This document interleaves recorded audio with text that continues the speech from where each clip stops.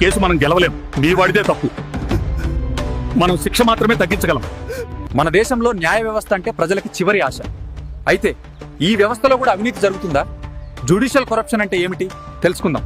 Judicial corruption అంటే judge లేదా court వ్యవస్థలో ఉన్న వ్యక్తి డబ్బు, ప్రభావం లేదా వ్యక్తిగత లాభం కోసం తీర్పును మార్చడం లేదా ప్రాసెస్ ని ప్రభావితం చేయడం. ఇది ఎలా జరుగుతుందో తెలుసా? కేసులు సంవత్సరాల పాటు లాగడం, లంచాలు తీసుకుని వేగంగా తీర్పులు ఇవ్వడం, లేదా ఇన్ఫ్లుయెన్స్ ద్వారా డిసిజన్ మార్చడం. గత 10 సంవత్సరాల్లోనే సుమారు 8,000కు పైగా ఫిర్యాదులు న్యాయమూర్తులపై నమోదయ్యాయి. ఇది చిన్న విషయం కాదు. ఇది ఒక సిస్టంలో లోపం ఉన్నట్టు చూపుతుంది. ఇది ఎక్కువగా మధ్యతరగతి మనుషులను ప్రభావితం చేస్తుంది. మాకు పవర్ లేదు, డబ్బు కూడా పరిమితమే. మేము మా జీవితం మొత్తం న్యాయం కోసం పోరాడాల్సిందే. అందుకే నేను మళ్ళీ చెప్పేది ఒకటే, మనకు హక్కులున్నాయి.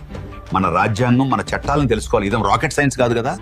లంచం ఇవ్వడం కూడా తప్పని గుర్తించాలి. జ్యుడిషియల్ కరప్షన్ తగ్గాలంటే ట్రాన్స్పారెన్సీ పెరగాలి, కోర్టు ప్రక్రియలు క్లియర్ గా ఉండాలి, అకౌంటబిలిటీ ఉండాలి, టెక్నాలజీ వాడాలి, ఆన్లైన్ హియరింగ్స్, డిజిటల్ రికార్డ్స్ తీసుకురావాలి. చివరగా, న్యాయం అమ్ముకునే వస్తువు కాదు, అది ప్రతి పౌరుడి హక్కు. మనమే అవగాహనతో నిలబడితే ఈ వ్యవస్థ తప్పకుండా మారుతుంది.